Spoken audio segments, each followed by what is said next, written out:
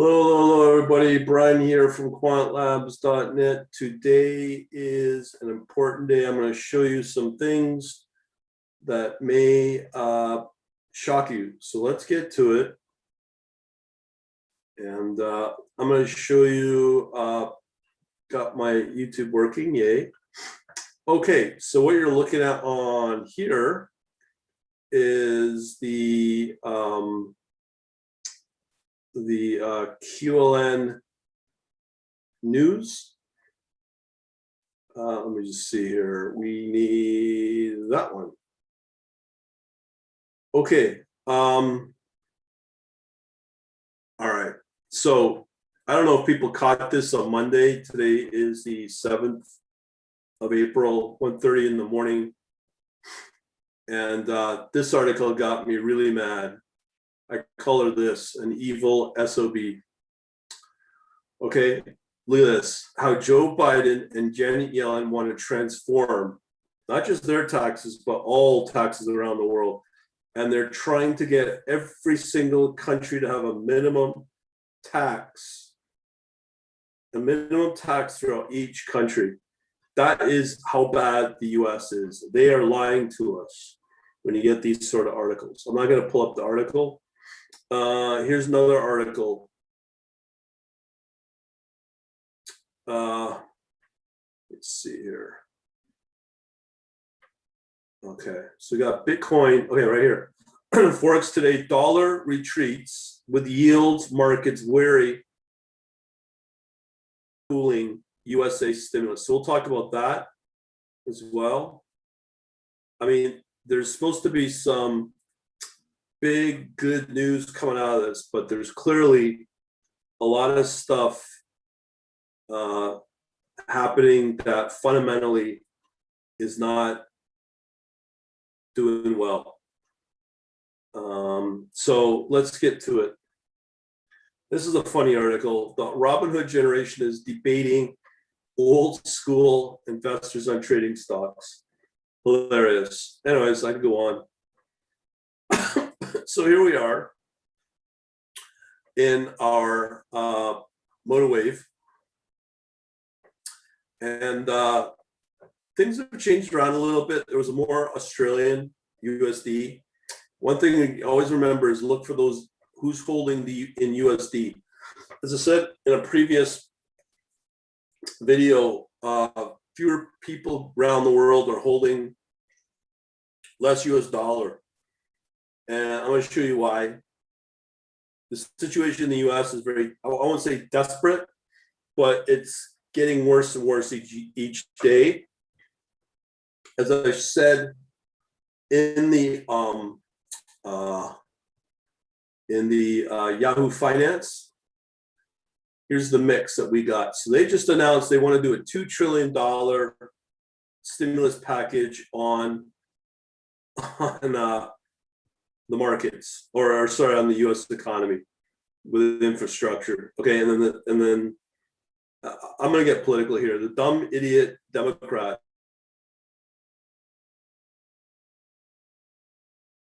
structure package stimulus, and they figure it's about $625 million of that goes to roads and bridges. The rest is for green, social, whatever. It's amazing.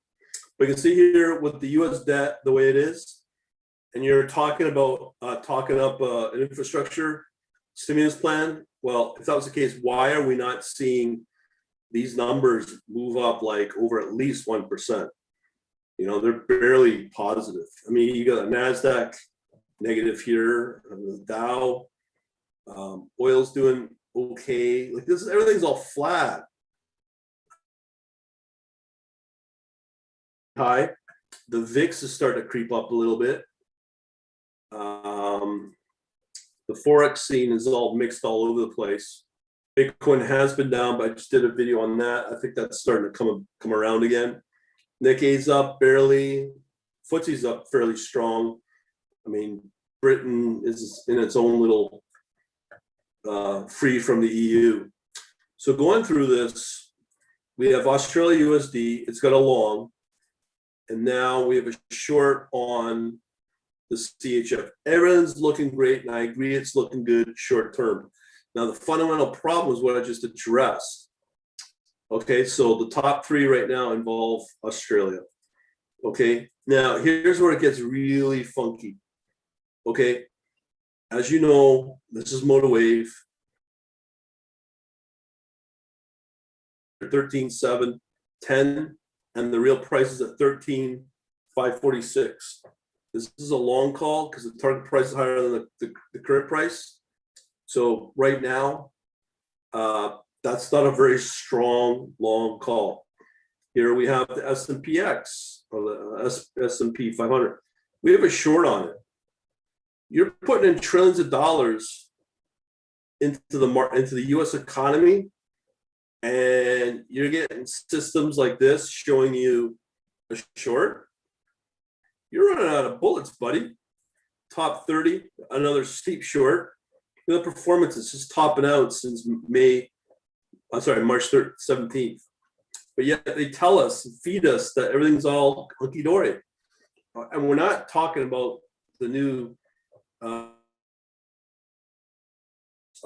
mutant variants coming out of India, this double mutant thing. But I digress. So we have another pound against the US. We have an excellent, we got a fairly convincing long there. I'd be happy about that. More shorts coming up. Okay. This is a typical trade, oil trade. I think oil's going to move up. And that's USD Canadian, another safe haven trade.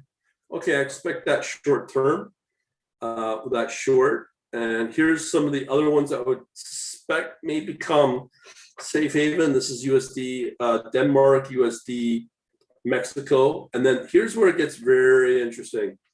The hard metals, the places where people hide out in, silver.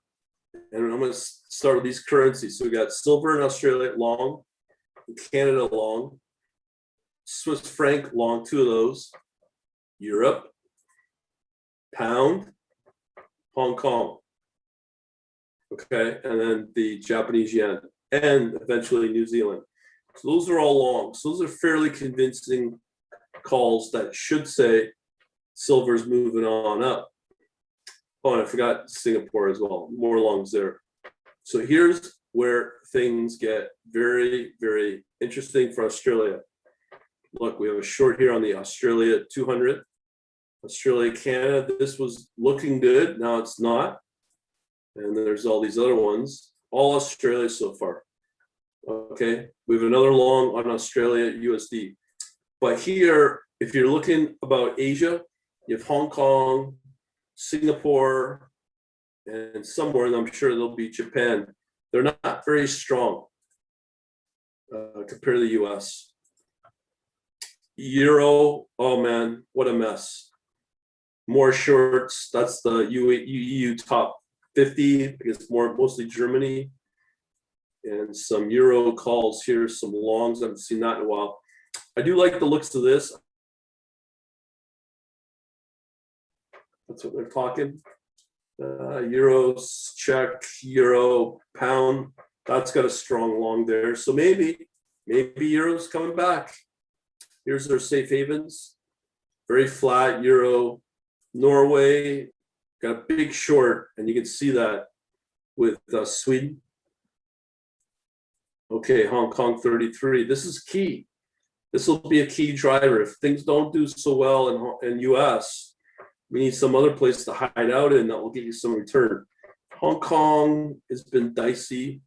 India, flat. That's the top 50.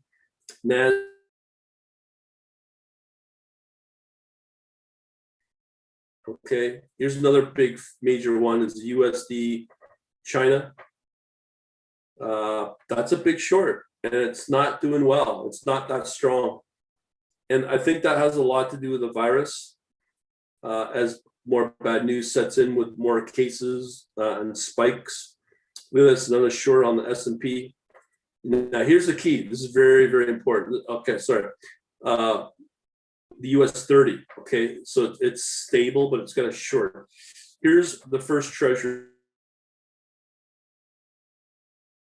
Good, but I need to see some better things here. 10-year, it's looking okay. USD, Canada.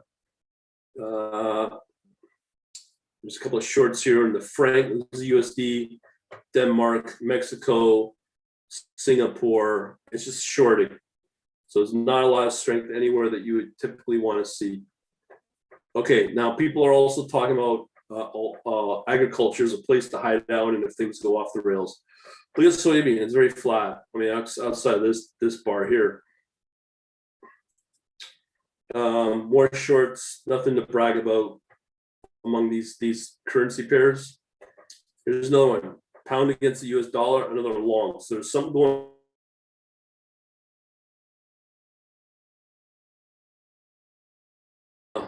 Let's see here. Okay, now this is where it gets really exciting. How do we know we're going to have a strong market or not? It's right here. We have 1, 2, 3, 4, plus the other ones that you saw before. And let's go through them. We have a decent call here. But look what happens. We got a short. That's really nothing. We have another short. So we're getting more shorts than longs for the US markets. And we have another short for the S&P. Okay. And look at this. France. That usually can be an okay one. That's got a short too. And we have 3 calls for pound against the Canadian, all long. So that's a good sign for the pound. But okay, so now we're getting into gold.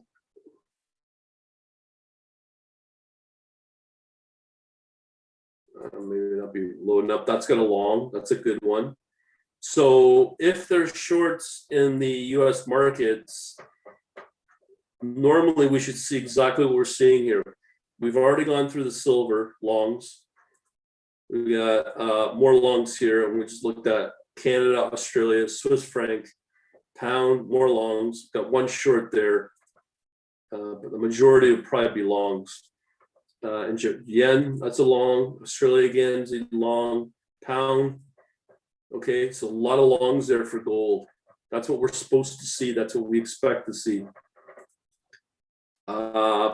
France again, another short. So the markets are not looking strong. And these are fairly accurate too. And you know that the Swiss franc is supposed to be safe haven. So we are seeing some shorts here as you would expect. But I want to show you some real.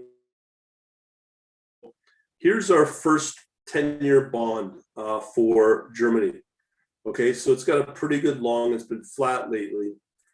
Another key one is going to be Hong Kong and the Chinese markets. So it's got a long. Netherlands, short. Pound against the Singapore is declining, but you have a long there. This one I had high hopes. Taiwan, that's got a short. And yet here we have the British bonds. We have a long there. Okay, now here's some more calls again for NASDAQ. We had a whole slew of them. So we have how many? We got 1, 2, 3, 4. We got one long, short. Not really much. And another short. So again, we're getting most shorts now for the US markets. And look at this. We have a 30-year bond with a long on it. It's been like that for the last couple of days. That's because of the strength in the US markets. But what do you do when you start to see shorts appear for the US markets? Okay, so now look at this. India is starting to show some performance. This doesn't really happen a lot, but I still wouldn't put money on it. It's too unpredictable. This one's still looking pretty good. This is USD and Thai baht. So Thailand's looking pretty good there. Here we have Saudi Arabia going nowhere. Here's another S&P 500, another short. Hopefully you're starting to see what I'm trying to tell you is that there's more shorts, more weakness in the US markets, meaning it may start to slip. It's already showing it in the futures markets tonight, right now.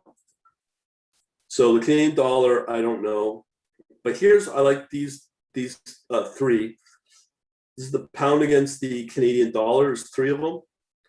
Okay, and then more shorts here on the pound against the rand. And I could go on and on and on. But here is another one that we really depend on is copper. This is what really excited me for all of February. This rally looking really good. And since then, we're looking at March, what is it? March, well, late February, been fairly flat. Okay, so we have a short there. Okay. And then we have a long. So it's kind of mixed for copper. And you can't really make heads or tails out of that. And platinum's got a short. Doesn't stop there. I know you, but let's look at these bonds again. This is what I want to show. This is what I want to show. We know that the Fed's trying to talk up all kinds of things. If the Fed was doing its job, why are we getting this decline in the 5-year? I mean, it's bouncing back, but we've seen that before in prior times. But you can clearly see there's downward pressure going on in the US 5-year Treasury. Okay, like you might get some strength for a couple of days or for even a couple of hours, but it's quite clear to me since the end of February that we're starting to see some acceleration on the decline. That's a 5-year. Check out the 10-year, same thing. And as I keep saying to people, for the 10-year, the decline started, okay? But around February, it just started to accelerate. Okay, but yet we have the Fed saying something totally different. You can see the performance of the US dollar is not as strong as you want it. Okay. And as I said, 59% of the world, only 59% of the world is holding US dollar, which is at a low point. It's the lowest point since the early 70s. And if you were alive back then, that was when there was the oil embargo and there was huge inflation. And if you have not been to a grocery store lately and you don't see the inflation, well, I guess you're living in another world. Okay, so again, I talked about gold. That rally's been really good for almost a good 9 months. Up until the end of February, it's gone flat.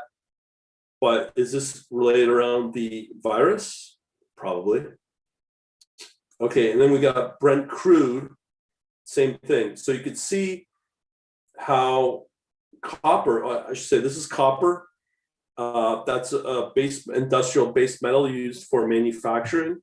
When you see these kind of rallies, that's a good thing because that means that plants and factories are starting to ramp up to produce. Okay, so you had a nice run up, everything looked good up until the end of February, and then the virus count started happening again. Okay, so that's what I'm saying is that's why the Fed is not telling you things as they should. And there's news, which we know is manipulated, and we also know that the news is biased. And as I said, I mean, just look at that story I just said about Janet Yellen wanting the world to be taxed at a certain minimum level. This is how backwards of a world we live in. Okay, so Brent crude in decline, but that's clearly manipulated as well by good old OPEC. And then here's the only real saving grace for out of all the bonds, the 2-year. And usually it's supposed to be reversed with a 30-year is like this, where it's stable because it's a long bond, but the short bond, the 2-year, should be in decline. So what's the Fed not telling us? Well, we don't need to worry about the Fed's telling us. We just look at the charts, as you can see here.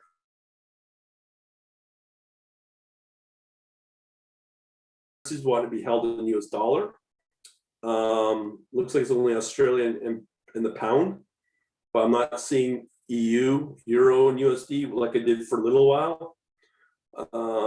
So something's going on with the US, inflation, and on I could go.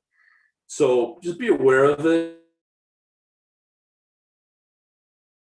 on news, because it's clearly they either hold back, I call it half truths and fake news, and they just don't tell you the full story. And half the time they're just going on about their stupid woke and identity politics crap. So the Fed is clearly lying to us. We know that Janet Yellen's a bleeding heart, and she's probably well on her way to being a communist leader, with these stupid regulations that she wants to bend. The big one is she's talking about wanting to make Bitcoin illegal. It's because that the US government cannot own Bitcoin. They cannot control Bitcoin. The only thing they can do is control either holding it is illegal or controlling the access points to how you get Bitcoin. So as they did in 1933, they'll reclaim all people's gold. And it's happened in the I think it was 1910 or 18, I don't know the time period, but it's not looking good. And as I said, what I do worry about is the acceleration of it now. It just started in the last month or so. You can see here. And I forgot to mention here what we're on the 10-year, it's humming and dinging along here on the 10-year in September, October. And remember, that's when the repo events started happening, overnight operations. That was to keep the interbank working. If they didn't do that, we wouldn't have a banking system today. So they had to pump half a trillion. I think it went up to trillions at certain times to keep the markets moving. And they did that for a while. And then the virus came along and stole those headlines, became like a distraction. So it's these sort of things where we need to worry about. So I just wanted to put it out there. There's not a lot of safe havens. The only safe haven I'm seeing is crypto. I've heard and read crypto's easily the #1 asset right now, asset class. So that's all I want to say. I've got the charts to show it. I do this quite a few times a week, but it's really important to know that the Fed is clearly fabricating something and holding back information. And whatever they say in the news, it's probably not going to matter. You'll see it in the charts like I'm showing. And then surmising from that, unfortunately, because we're not getting the straight up story. But we'll see what happens. Hopefully this video will stay alive. I know that YouTube just removed one a few minutes ago before I started. So this is the second version based upon the title. So we'll see if this video stays up. But I guess there's no questions or comments, so I'll leave it at that. Thanks for watching. Have yourselves a good day, and thanks for listening to Rant. Have a good day.